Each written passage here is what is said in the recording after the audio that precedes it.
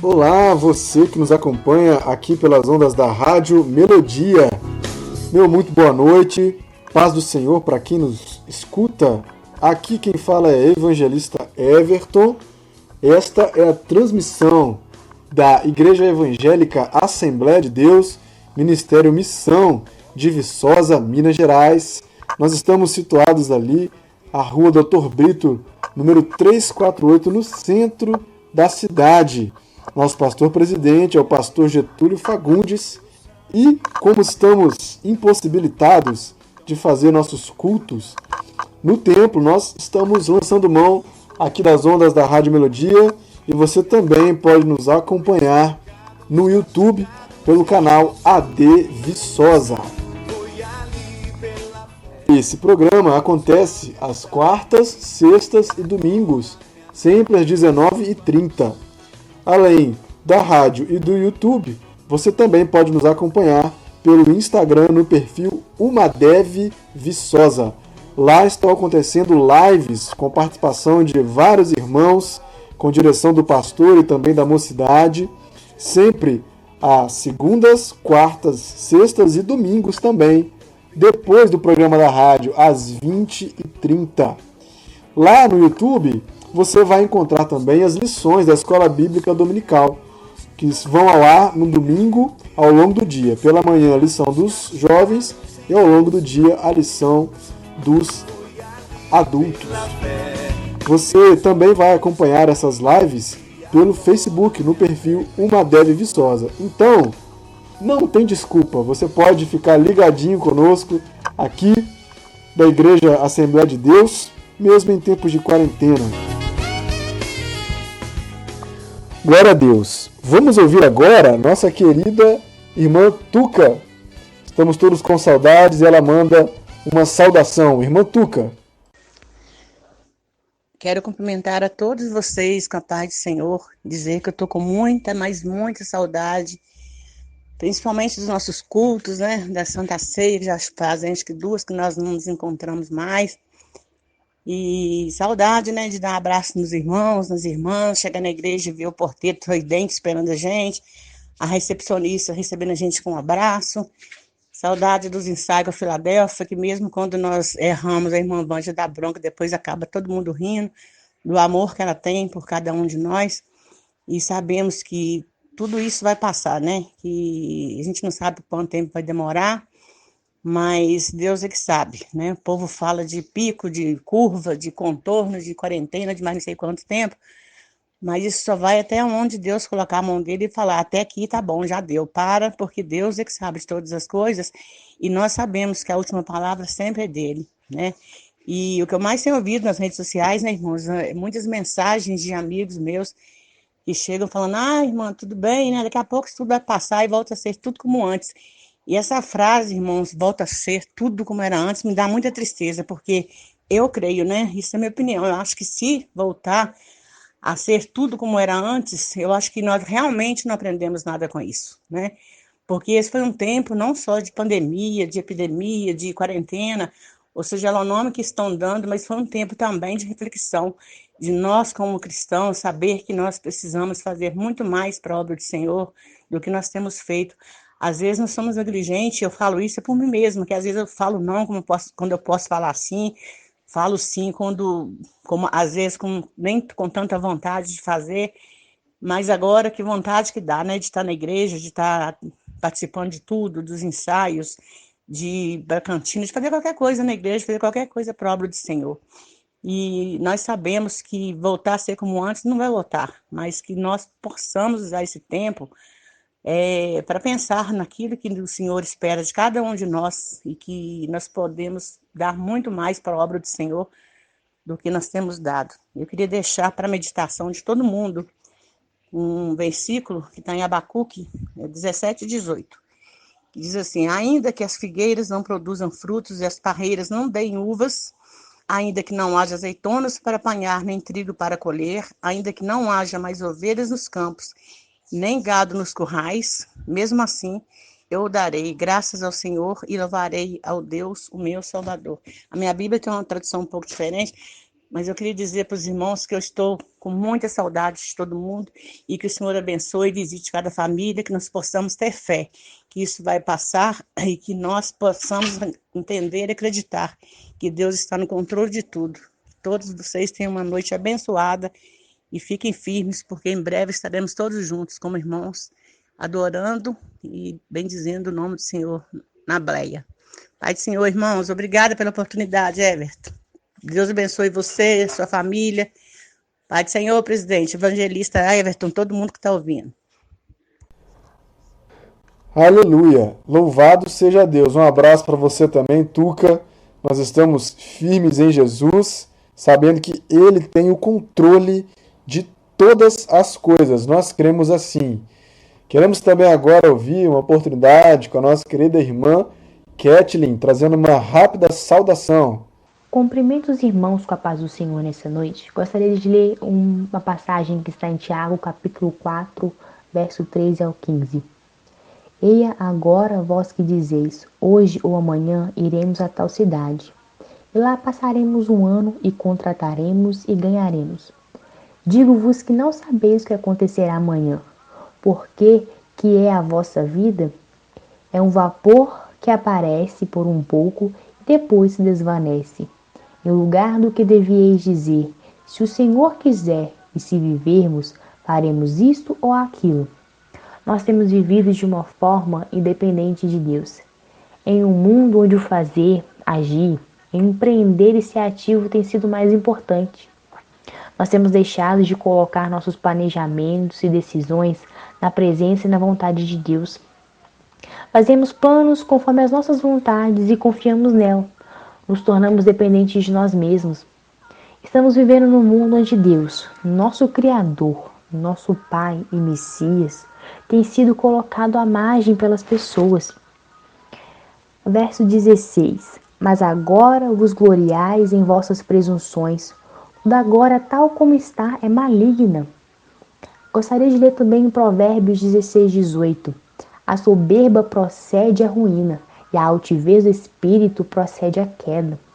Então temos deixado nosso orgulho, nossa vaidade, nos afastar do caminho do Senhor.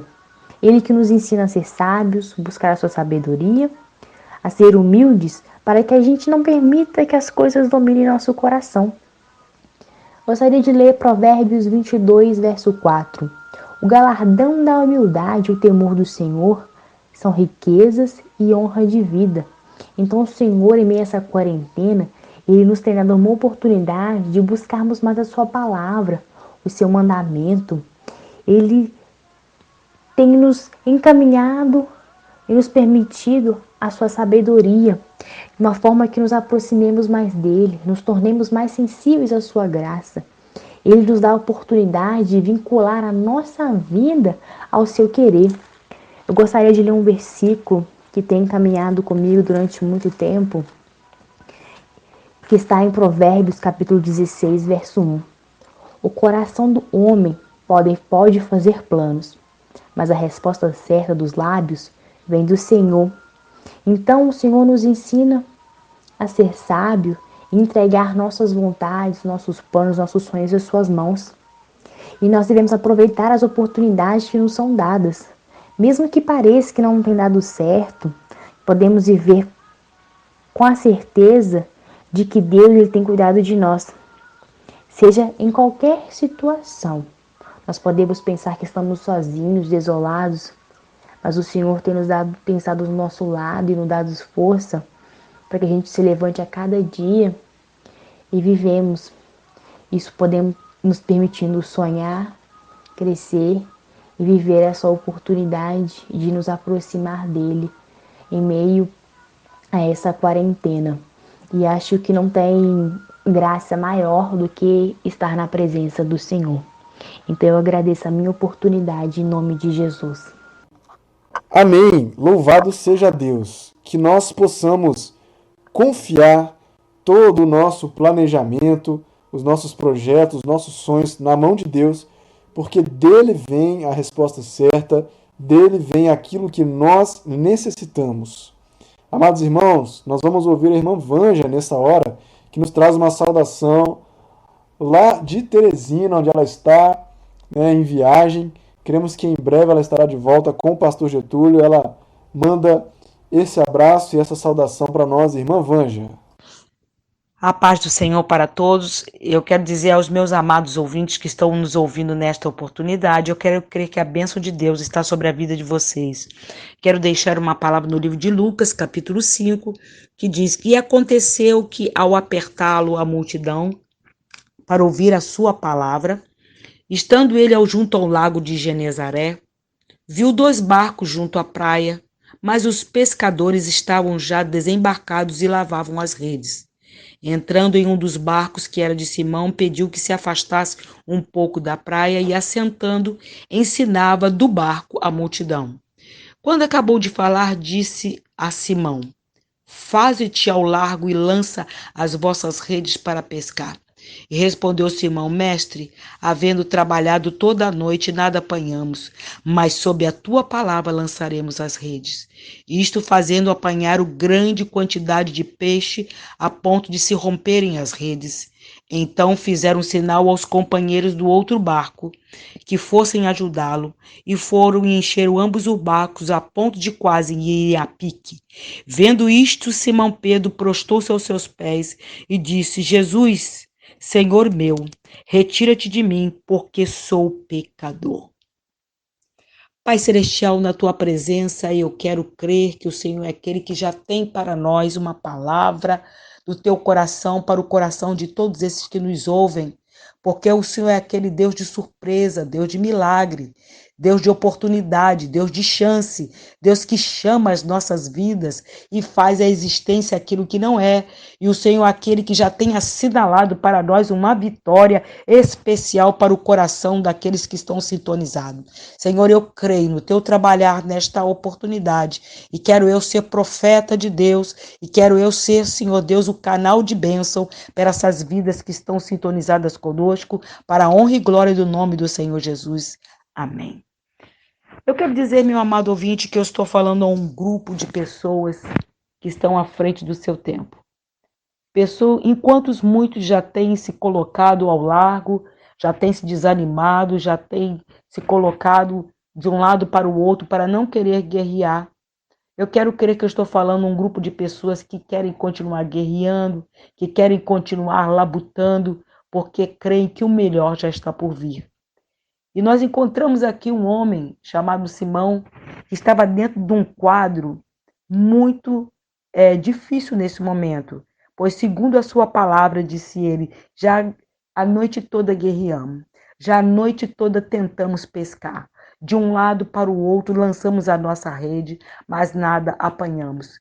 Eu quero crer que a decepção já estava envolvendo o espírito daquele homem, uma vez que estava lavando as suas redes e nada houvera de trazer para a sua casa, para a sua família, que nada houvera de trazer para o seu próprio comércio, para comercializar e assim granjear os seus frutos.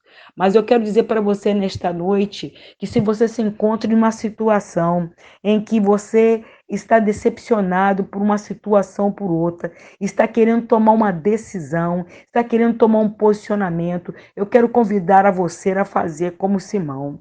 E diz a palavra de Deus que naquele momento que Jesus entrou dentro do seu barco e mandou que ele se afastasse da praia, eu quero crer que aqueles que o observavam de longe pudessem ter dito em seus corações: olha lá, além de não ter conseguido nada durante a noite, ainda está trabalhando de graça para aquele Jesus de Nazaré, fazendo do seu barco um púlpito para que ele fale à multidão.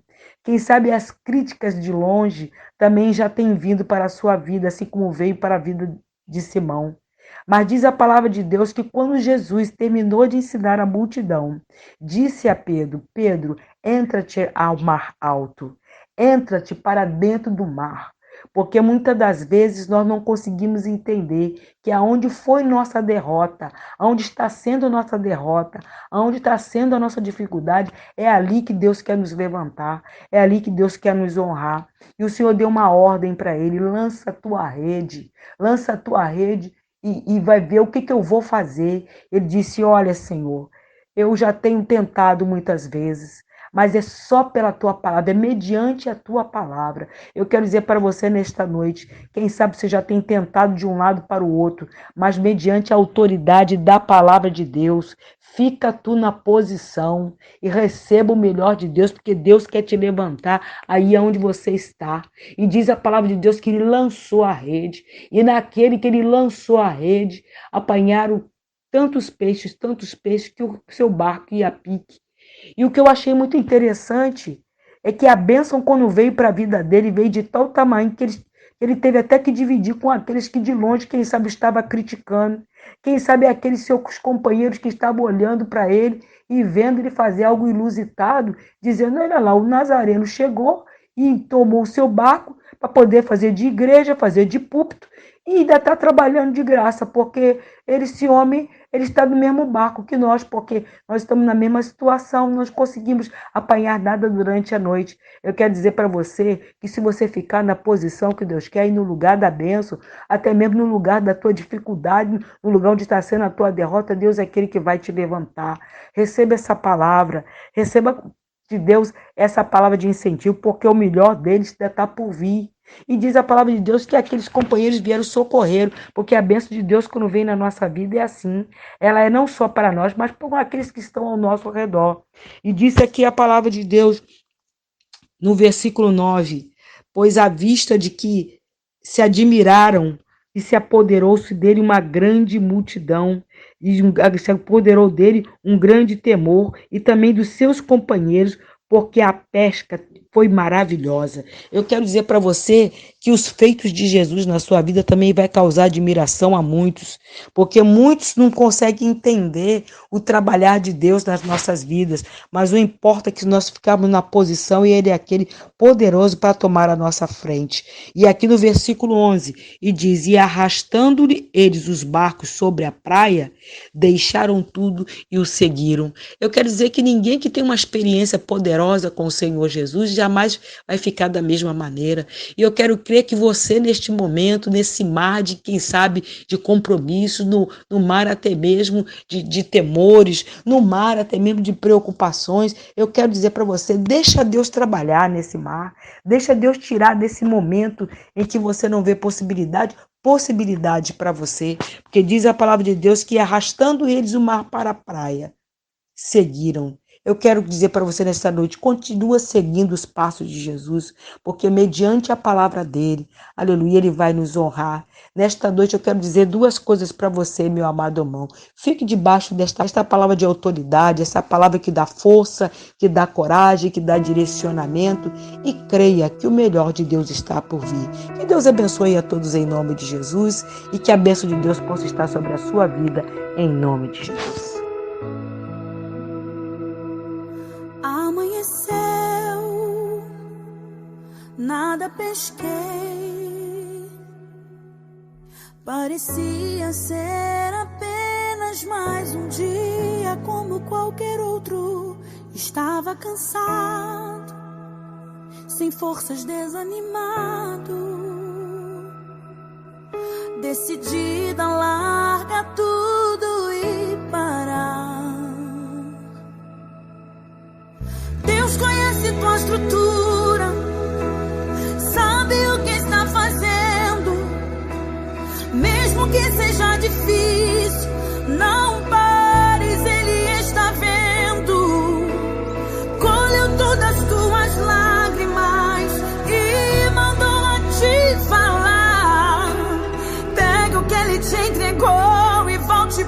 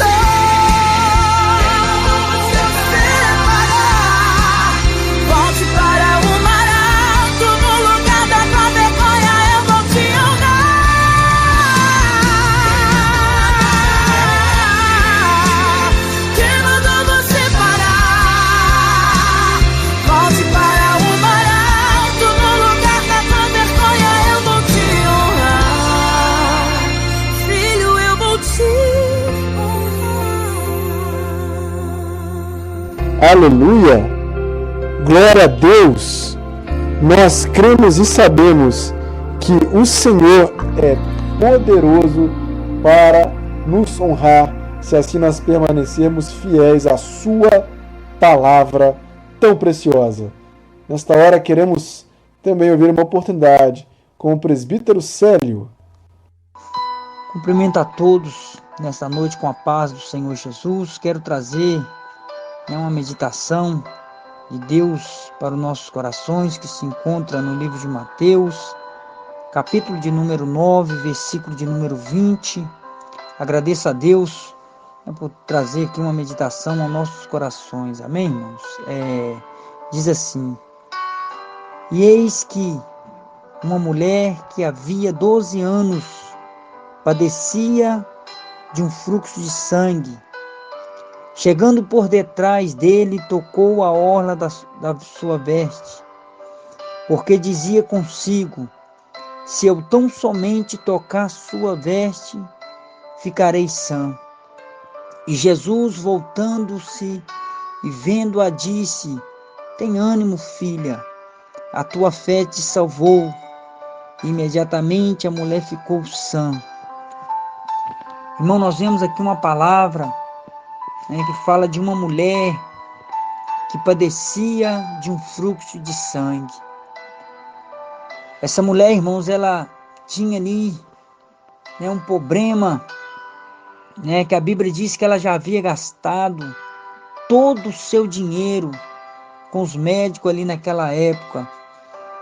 E a Bíblia diz que ela ia sempre a pior, sempre ela estava piorando.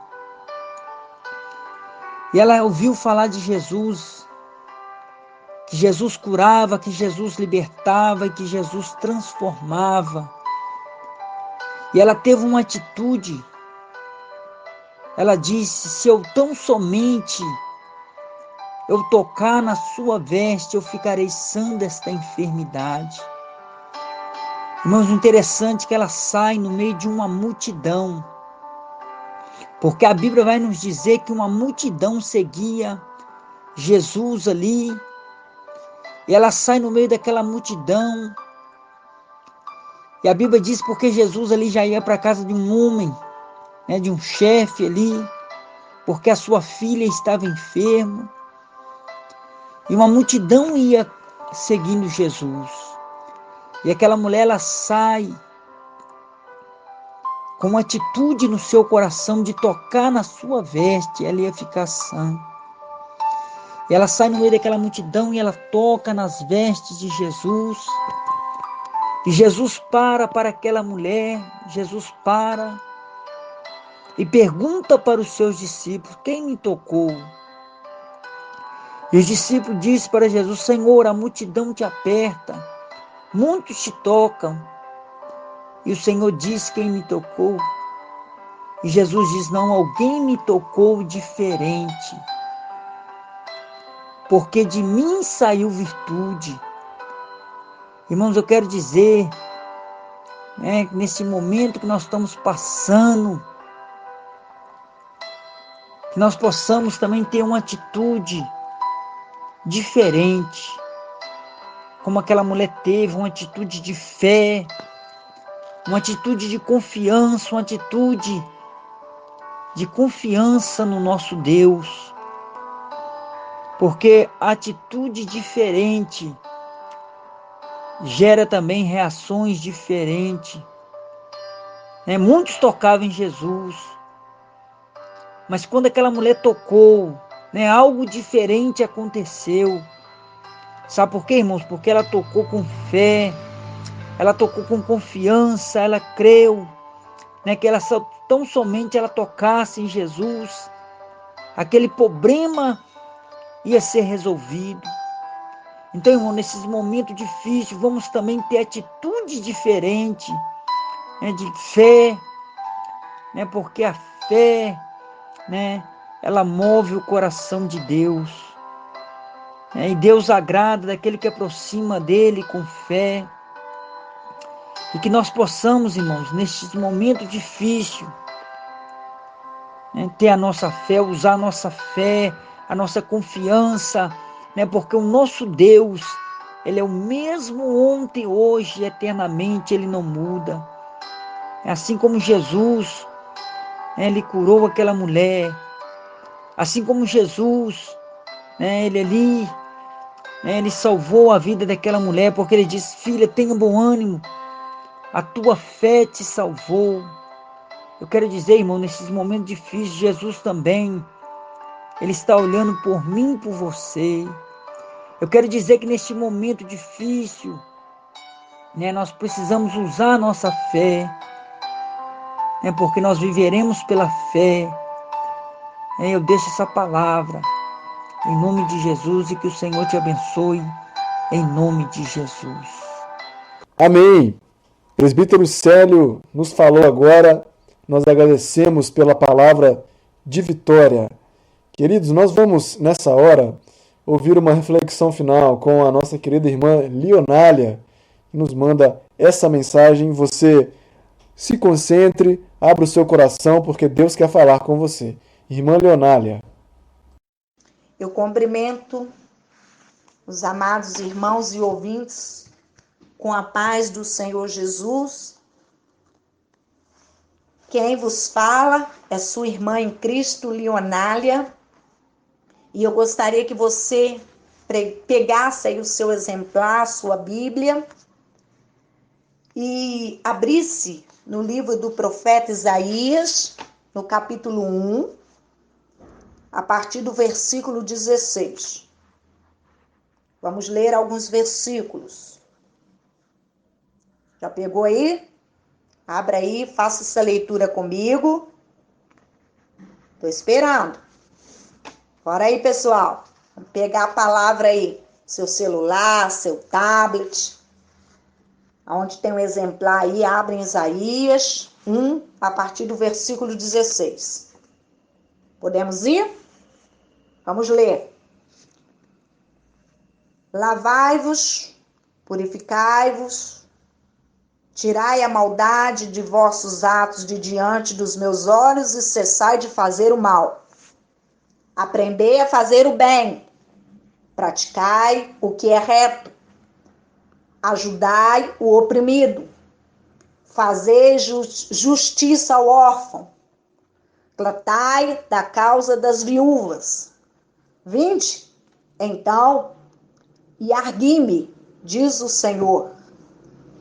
Ainda que os vossos pecados sejam como a escarlata, eles se tornarão brancos como a neve. Ainda que sejam vermelhos como o carmesim, se tornarão como a branca lã. Se quiserdes e ouvirdes, comereis o bem desta terra. Mas, se recusardes e fordes rebeldes, sereis devorada a espada, porque a boca do Senhor o disse. Irmãos, ouvintes, eu gostaria de falar um pouco sobre este homem, sobre as circunstâncias que Isaías estava vivendo na sua nação, ali no seu país. Isaías era um profeta e um homem que olhou para Deus no dia da aflição. Quantos estão aflitos? Quantos estão angustiados? Quantos estão sobrecarregados pelo medo? Quantos estão enlutados? Quantos perderam um ente querido? Quantos estão angustiados? Quantos têm olhado para um lado, para o outro, o marido para a esposa para o marido, os filhos para os pais para os filhos? Quantos estão olhando para o homem? Mas Isaías vai nos ensinar que no dia da aflição devemos olhar para Deus. devemos olhar somente para Jesus Cristo. Eu quero te dizer uma coisa, que Isaías, ele está encurralado pela dor. Quando você começa a ler o livro de Isaías, você vai perceber isso claramente. Está encurralado pela dor. Não é diferente de muitos de nós, da sociedade, vivendo essa pandemia, esse vírus. Quantos estão encurralados pela dor? Isaías, então, ele estava encurralado pela dor. O trono da nação, da sua nação, estava vazio. A nação estava de luto, porque o rei Uzias estava o quê? Morto, havia morrido. E o cenário daquela nação era um cenário sombrio. Olha aí, olha o cenário da nossa nação, do Brasil, um cenário sombrio. Eu quero que você faça comparação, que você entenda o que está acontecendo aqui com Isaías, na sua nação, e o que está acontecendo conosco aqui no Brasil, na nossa nação, no mundo. E algumas crises, então, assolavam a nação de Isaías, assolava aquela nação. E eu gostaria de mostrar para os irmãos e para os ouvintes que havia aqui 4 crises que assolavam o país. E a primeira crise aqui que eu vou detectar é uma crise política. Lá no tempo de Isaías, havia ali uma crise política. Depois de 52 anos de sólido governo, nós vamos ver que o rei Uzias está morto.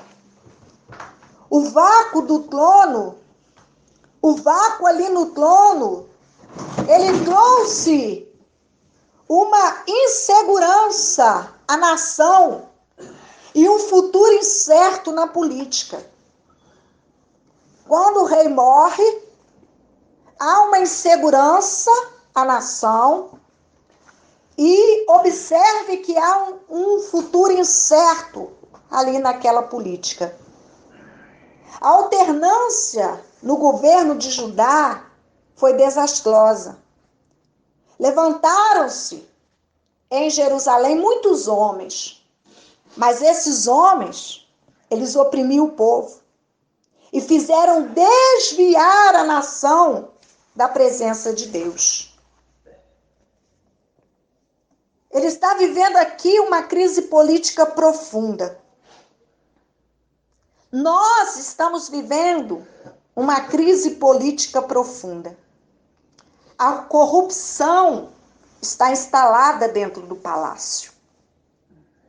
Nós podemos ver que ali no Congresso Nacional e na Câmara de Deputados, a corrupção está instalada, meus irmãos. Os políticos, pasme, mas são hoje a classe mais desacreditada da nação. As instituições democráticas estão desacreditadas. Há fortes evidências de corrupção instaladas nos poderes constituídos, poder legislativo, executivo e judiciário. Aqueles que foram eleitos para legislar, governar e julgar estão muitas das vezes mancomunados com esquemas malignos de corrupção, com esquemas graves de corrupção, esquemas danosos de corrupção, esquemas fatais de corrupção. Estão roubando o dinheiro que deveria alimentar os pobres, que deveria ir para a saúde, que deveria ir para a educação, que deveria ir para o lazer. Eles estão extorquindo do órfão, da viúva. Eles estão roubando o dinheiro dos pobres. E, infelizmente, nós não estamos vendo aí o progresso da nossa nação. Mas, além desta crise política, há uma segunda crise, a crise econômica. Isaías também viveu, no seu tempo, essa crise. Nós vamos ver que em Judá, os ricos ficavam cada vez mais ricos. E aí? Será que te lembra alguma coisa? E os pobres, cada vez mais pobres, mais miseráveis. Os reis, eles edificavam seus palácios com sangue. Os ricos oprimiam os fracos e faziam alianças contrárias à ética com os juízes para assaltar o direito dos inocentes. Olha o que a gente está vendo aí. Aceitam subornos e tiram o direito do inocente. E Judá entrou em crise por causa dos impostos, o quê? Abusivos. Olha aí, esses anos que se passaram quantos impostos abusivos. Judá entrou em crise por causa dos tributos exorbitantes que a nação pagava aos reis estrangeiros. O povo trabalhava, mas os lucros fugiam-lhe das mãos como areia. Isso trouxe uma riqueza, sabe para quem? Para a minoria que juntava casa a casa e campo a campo, jogando o povo na miséria. O poder legislativo de Judá decretava leis injustas para negar justiça aos pobres e para arrebatar o direito dos aflitos, despojando as viúvas e roubando os órfãos. Está lá em Isaías 10, do 1 ao 2. Nós também estamos convivendo com a trágica realidade dessa corrupção. Vocês se lembram dos mensalões, dos milhares e milhões desviados para os paraísos fiscais, do enriquecimento rápido e imoral de um bando de homens perversos e inescrupulosos que vendem a alma da nação, enquanto os impostos são abusivos, os salários são achatados. Os lucros para os trabalhadores são minguados e as grandes instituições financeiras nadam em lucros exorbitantes. Mas além da crise política, a crise econômica, nós também vamos ver aqui no cenário de Isaías uma crise moral. O povo aqui se corrompeu. Perdeu seus absolutos, abraçou uma ética flácida e situacional. Eles perderam a noção da moralidade. Eles chamavam luz de trevas e trevas de luz, o doce de amargo e o amargo de doce. Está lá em Isaías 5:20. Judá caiu pelos seus pecados. Roma caiu pelos seus pecados. Os impérios caíram pelos seus pecados. E Deus vai dizer para Israel: volta, Israel, para o Senhor teu Deus, porque os teus pecados, por causa dos teus pecados, vocês estão caídos. Está lá no 14, no versículo 1. Eu quero te dizer que o Brasil está na lama da imoralidade. Temos políticos corruptos. Nós somos um país campeão mundialmente de consumo de cachaça. As drogas e os narcotráficos ditam leis no submundo do crime. A sensualidade é desenfreada. Somos um país onde faz nos lembrar Sodoma e Gomorra. Um país de 2 milhões de abortos criminosos por ano. Não é 2 mil, não, é 2 milhões de abortos criminosos por ano.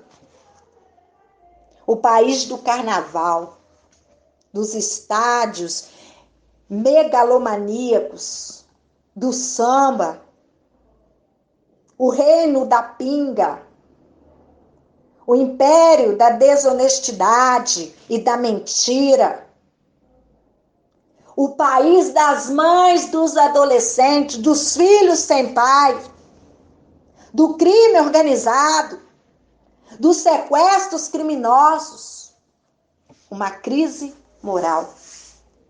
Mas, se não bastasse também, Isaías estava enfrentando também a crise espiritual. O povo de Judá era como filhos rebeldes. Era pior do que o animal irracional. Porque o boi, ele conhece o seu dono, mas Judá não conhecia o Senhor. Judá estava doente, com ferida dos pés à cabeça. A despeito desse marasmo, o povo ainda mantinha as aparências e fazia sacrifício ao Senhor. Paz, meu irmão, era isso que acontecia. Mas Deus estava cansado desse culto hipócrita. Eu quero te dizer que o Brasil é o país que adora um ídolo. É um país que tem a sua padroeira, que foi pescada e achada no Rio Paraíba do Sul. O Brasil é um país que adora e obedece a espíritos enganadores. O Brasil é um país que multiplica seus ídolos e santos de devoção. O Brasil é o país que vê crescer uma igreja evangélica que prega o evangelho, mas outro evangelho, não o puro e genuíno. Um evangelho sincrético, místico, semipagão. O Brasil é um país que vê a igreja evangélica transformando-se no mercado, onde floresce uma igreja sem doutrina, sem moral, sem compromisso, sem ética. O Brasil é um país que tem uma igreja ortodoxa, mas desprovida de piedade. Uma igreja que tem conhecimento, mas não fervor. Tem doutrina, mas vive cheia de arrogância. É isso aí. Mas, irmã Leonário, o que fazer diante disso tudo que a irmã falou? Essas crises instaladas. O que fazer? Nós aprendemos aqui com o profeta Isaías. O que fazer nesse tempo de crise? Em primeiro lugar, eu e você, em tempos de crise, precisamos olhar para cima e saber que Deus reina. Isaías 6, do 1 ao 3. Precisamos saber que Deus está no trono. As nossas crises, eu quero te dizer que não apanham Deus de surpresa. As nossas crises não abalam o trono de Deus. Eu quero te dizer que Deus reina. Os céus governam a terra. Deus dirige a história. Quem dirige o destino da humanidade, não são os poderosos, mas o Todo-Poderoso. Esta é a grande mensagem de Isaías. Esta é a grande mensagem do livro de Apocalipse. Esses dias, irmãos, foi ontem, eu terminei de ler o livro de Apocalipse e aconselho você a ler. Lá está uma grande mensagem. Deus está no trono. Eu quero te dizer que não importam as crises, não importa a fúria do dragão, o ódio do anticristo, a sedução do falso profeta, os encantos da grande meretriz. Deus reina. Ele está no comando e vai colocar todos os seus inimigos debaixo dos seus pés. Ei, não se desespere. Nenhum fio de cabelo da sua cabeça pode cair sem que ele o permita. Ele reina. Precisamos saber que Deus está no trono. Mas precisamos também saber que Deus é santo. Santo e santo. E eu acho interessante quando a Bíblia diz santo, ela então define, quando diz santo, santo, ela enfatiza. Quando ela fala santo, ela define. Quando ela diz santo, santo, santo, ela enfatiza. Vocês estão entendendo? Quando ela diz santo, santo, santo, ela coloca no grau superlativo. Ei, Deus é majestoso. Ei, Deus é glorioso. Ninguém jamais pode ver a Deus. Ele habita em luz inacessível. E a maior necessidade da igreja hoje é ter uma percepção da majestade de Deus em seu meio. Eu quero te dizer que precisamos ter um senso da glória de Deus. É impossível ter uma visão da glória de Deus sem o quê? Se humilhar no pó. Precisamos nos humilhar. Santo, santo, santo é o Senhor. Mas além disso, precisamos saber que os seres mais exaltados, eles adoram a Deus de maneira mais reverente. Porque muitas das vezes falamos santo, santo, santo, mas não temos reverência. E quando você lê lá em Apocalipse, você vai ver isso claramente, a reverência. Os serafins, eles cobrem o rosto e os pés num gesto de profunda reverência. E voam para cumprir suas ordens. Das 6 asas, eles usam 4 para quê? Para adorar. E 2 asas para servir. Se os próprios serafins, meus irmãos, se prostram, como nós poderemos nos manter altivos na presença deste Deus?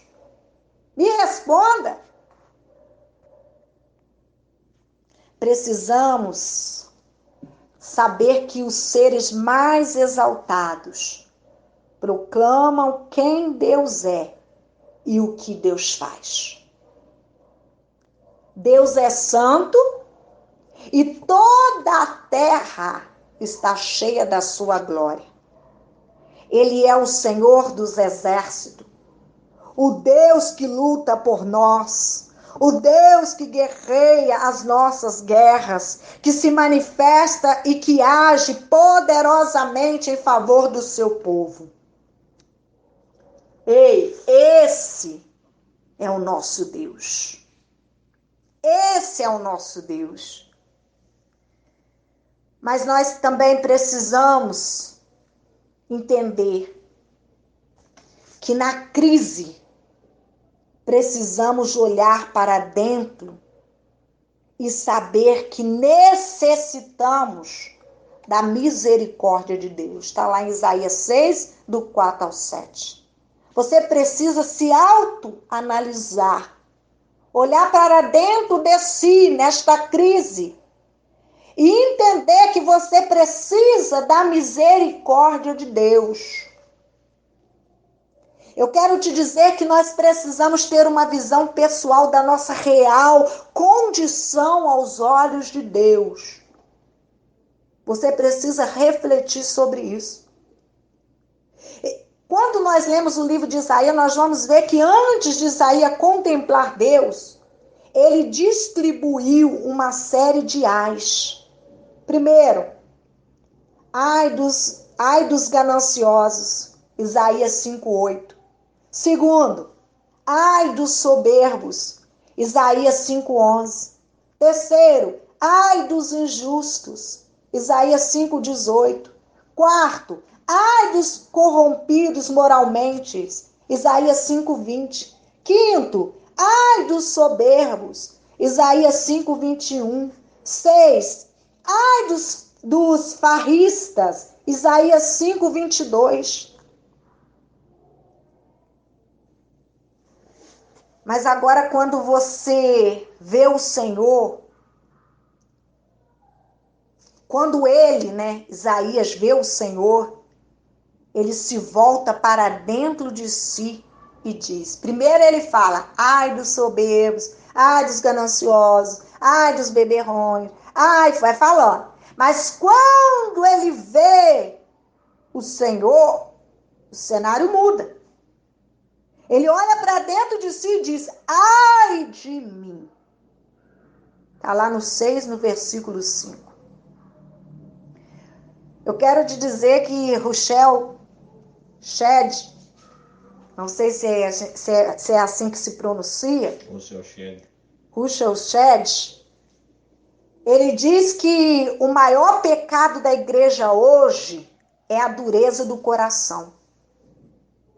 O maior pecado da igreja hoje é a dureza do coração. É a falta de quebrantamento. É a ausência de choro pelo pecado. Eu tenho que concordar com este homem. Eu quero te dizer que nós precisamos ter uma visão de profunda angústia pelo nosso pecado. Estes ai de Isaías é um ai de dor, de lamento, de angústia, de tristeza profunda. Ele não chora apenas as consequências do seu pecado, mas ele lamenta porque seus lábios são impuros. Só quem tem um verdadeiro encontro com Deus consegue enxergar a malignidade do seu pecado. Quanto mais perto de Deus, mais se vê o quê? Mais se vê os nossos pecados. Mais enxergamos nossos pecados. Precisamos ter uma visão do pecado que nos rodeia. Isaías, ele vê isso. Isaías vai dizer assim, habito no meio de um povo de impuros lábios. Isaías 6:5. Isaías, ele se incomoda com o pecado do seu povo. Ele chora pelo pecado da nação. Ele geme de dores por causa da transgressão do seu povo. Ele não é um homem alienado espiritualmente. Ele entende isso. Ele vê as feridas do seu povo. Ele enxerga isso. E essas feridas do povo estão doendo no seu coração. Precisamos fazer como este homem. Enxergar, chorar, se lamentar, se voltar para Deus, se arrepender. Precisamos ter uma visão da graça perdoadora de Deus. Porque em Isaías 6, do 6 ao 7, ele vai falar assim que não há perdão onde não há confissão. Precisamos confessar os nossos pecados. A igreja precisa se arrepender. A igreja precisa se voltar para Deus. Porque hoje pregamos a fé sem o arrependimento. A salvação sem a conversão. Eu quero te dizer que Deus é Deus de perdão. Você pode ser transformado hoje. Seu vocabulário, a sua fala pode mudar. Seu coração pode mudar. Eu quero te dizer que uma fonte de vida pode brotar do seu interior. Você pode ter uma mente pura, um coração puro, um namoro puro, um casamento santo. Vocês lembram da mulher samaritana? Ela recebeu uma nova vida. Lembram de Zaqueu? Ele achou paz no seu coração. Vocês lembram da mulher pecadora? Ela foi perdoada. Vocês lembram de Bartimeu? Ele teve seus olhos abertos. Vocês lembram do leproso que foi purificado? O ladrão que foi recebido no paraíso? Cristo pode agora mesmo libertá-lo também. Pode perdoar o seu pecado e fazer de você uma nova criatura. Mas ainda, em tempos de crise, precisamos olhar para fora. Ouvir o desafio de Deus e ver a necessidade do mundo. Isaías 6, versículo 8. Eu quero te dizer que o envio de Deus nunca precede a restauração espiritual. Eu quero te dizer que vida com Deus é mais importante do que vida para Deus. A vida vem antes do trabalho. A consagração vem antes do ministério. Só depois depois disso tudo, que nós vamos perceber que só depois que Isaías viu a Deus e foi perdoado, é que pôde ouvir o desafio de Deus para fazer sua obra. Primeiro, o que aconteceu? Ele viu a Deus. Depois que ele viu a Deus, ele foi perdoado. E depois ele ouviu o chamado para fazer a obra de Deus. Eu quero te dizer que Deus trabalha em nós antes de trabalhar por meio de nós. A adoração vem antes de missão e santificação vem antes de serviço.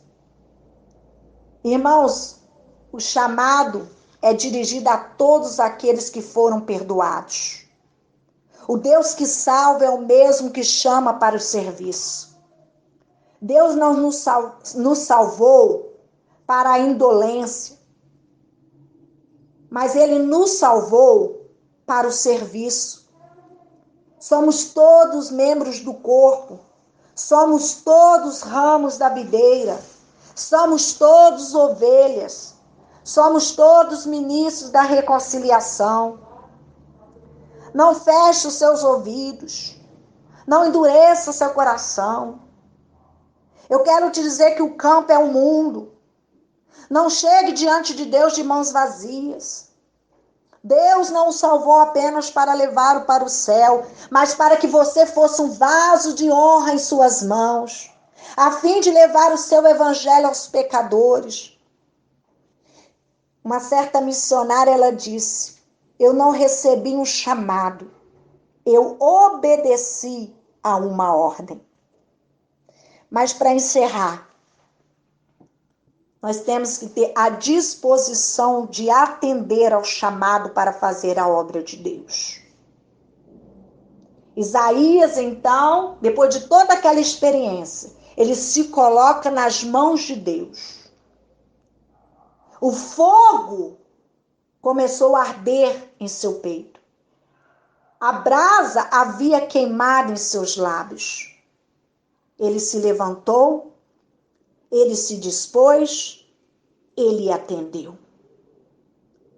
Isaías então denunciou o pecado, apontou com firmeza os desmandos do rei Acaz, atacou a exploração dos pobres, denunciou a ganância insaciável dos ricos. Ele interferiu nos pactos internacionais com o Egito, que substituíam a confiança no Senhor. Ele denunciou a religião sem vida. hoje eu e você temos muitos desafios. Desafios na família, na escola, na empresa, no trabalho, na faculdade. Eu quero te dizer que Deus está chamando você para ser uma bênção em sua nação. Deus está chamando você para se levantar e pôr a mão no arado. O clamor dos céus cruza os séculos e cai nos nossos ouvidos. A quem enviarei? E quem há de ir por nós?